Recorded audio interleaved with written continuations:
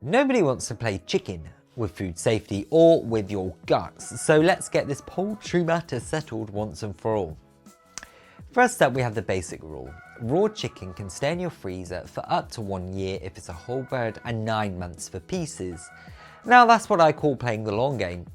But here's where it gets interesting. While your chicken may be safe to eat indefinitely, when we're talking about 0 degrees, we're actually really thinking about food quality here. After these recommended times, your chicken may start tasting more like the freezer than a juicy bird. Cooked chicken, you really have about 4 months in the freezer before it starts losing its deliciousness. Sure, it's not going to kill you, but it doesn't taste like good chicken. What's the point?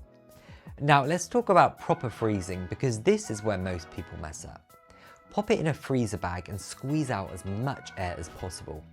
Think of it like a cozy winter coat for your chicken. Here's a tip: if you're buying in bulk, separate your chicken into portion sizes before freezing. Nothing's worse than having to thaw a whole family pack out when you're just cooking for one. Signs your frozen chicken have gone bad. Well, if it's covered in freezer burn, those weird white leathery patches, it's still safe to eat, but it may taste as exciting as chewing on a rubber band. If it's got a funky colour or smell after thawing, that's when you should really toss it straight in the bin. And if you're ever unsure if your freezer has defrosted, or you've had a long power outage or faulty machinery, don't risk any of it, just chuck it straight in the bin. Now, if you have any questions, drop them in the comments below. I'm going to get to each and every one of them and answer them personally. And as always, don't forget, go and wash your hands.